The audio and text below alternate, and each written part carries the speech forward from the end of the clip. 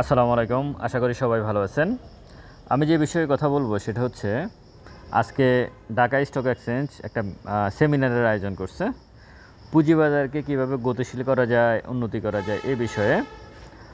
তো সেখানে বিভিন্ন ধরনের লোকজন উপস্থিত ছিল, যেমন আইসিবির লোকজন উপস্থিত ছিল, ঢাকা স্টক এক্সচেঞ্জের লোকজন ছিল। আইসিবির চেয়ারম্যান কী বলছে সেটা তো আপনারা দেখতেই পাচ্ছেন। ঢাকা স্টক এক্সচেঞ্জের লোকজন ছিল, তারা কী বলছে, সিকিউরিটি এক্সচেঞ্জ কমিশনের চেয়ারম্যান রাশেদ মাকসুদ কী বলছে সে বিষয়ে কথা বলবো। তারপরে যে সিডিবিএল সেন্ট্রাল ডিপোজিটরি বাংলাদেশ লিমিটেডের যিনি দায়িত্বে আছেন প্রধান তপন চৌধুরী, উনি কী বলেছে সে বিষয়ে কথা বলবো। এই বিষয়গুলো নিয়ে আসলে হঠাৎ করে এরকম সেমিনার কেন আয়োজন করছে, এটার আসলে প্রেক্ষাপটটা কী, বা এই বিষয়টা করে ওনারা কী বুঝাতে চাচ্ছে আমি সেটাই বলবো। এবং আব্দুল আওয়াল মিন্টু এখানে উপস্থিত ছিলেন এই সেমিনারে, বিএনপির, কিন্তু উনি কিন্তু অনেক বড় নেতা এবং উনি এই মুহূর্তে ন্যাশনাল ব্যাংকের চেয়ারম্যান।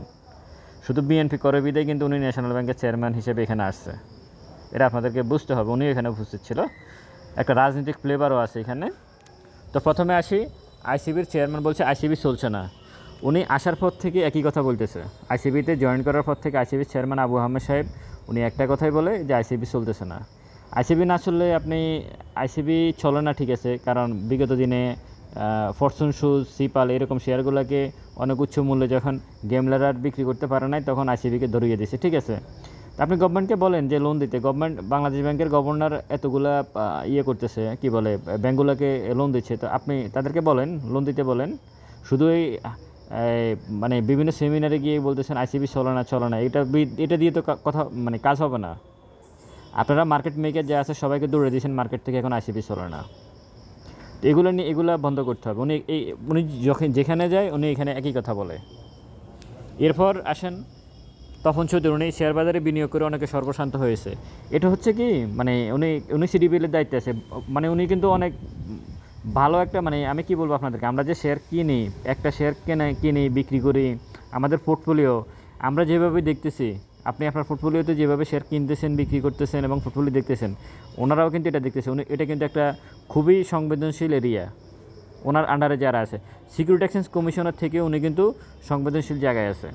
তো উনি বলতেছে শেয়ার বাজারে বিনিয়োগ করে অনেকে সর্বশান্ত হয়েছে।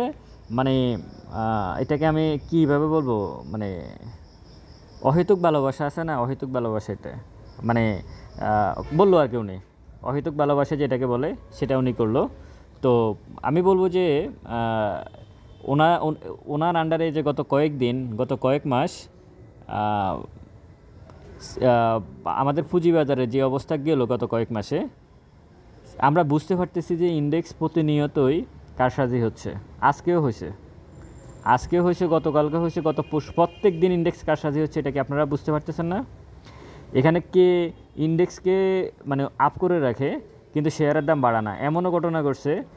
ইন্ডেক্স 40 পয়েন্ট পর্যন্ত প্লাস ছিল, হ্যাঁ, লেনদেন হয়েছে 500 কোটির ঘরে, সর্বোচ্চ লেনদেন হয়েছিল। এমন ঘটনা ঘটছিল গত কয়েকদিন আগে, 500 কোটির উপরে লেনদেন হয়েছিল, কাছাকাছি লেনদেন হয়েছিল, ইন্ডেক্স পজিটিভ ছিল, কিন্তু ডিক্লাইন ছিল, শেয়ারের দাম কমে গেছে 250-এর উপরে, সবচেয়ে বেশি শেয়ারের দাম কমে গেছে। এটা কি সম্ভব? ইন্ডেক্স প্লাস লেনদেন বেশি কিন্তু শেয়ারের দাম কম।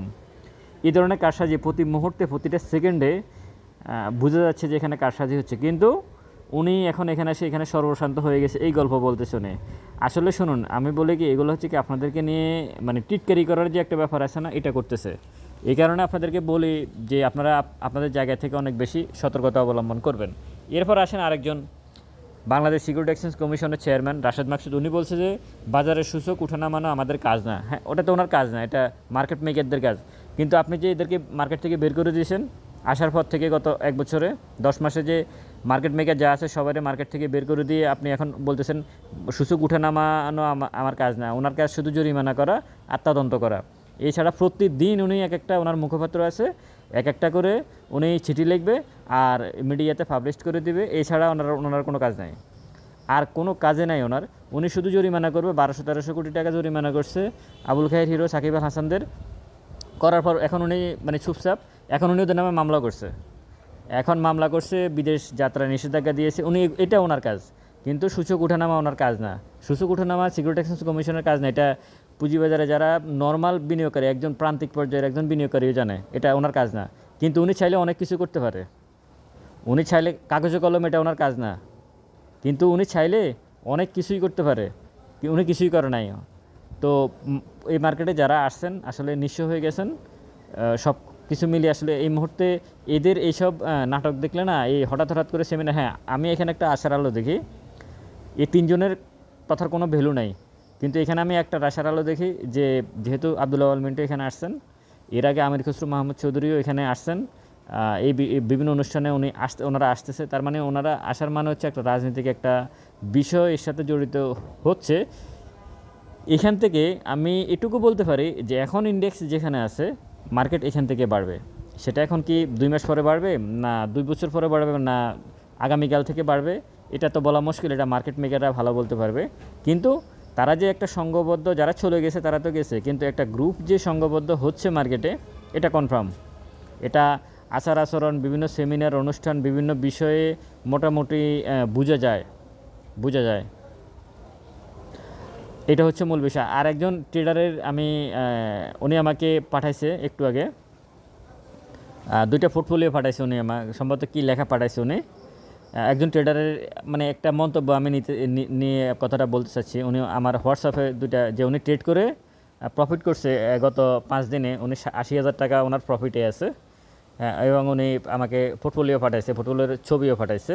তো এটা পাঠানোর পর আমি ওনাকে একটা প্রশ্ন করছিলাম যে 4-5 বছর আগে উনি পুঁজিবাজারে কত টাকা নিয়ে আসছে, আর উনি ট্রেড করে এই 4-5 বছরে কত টাকা প্রফিট করছে, এটা বলার জন্য।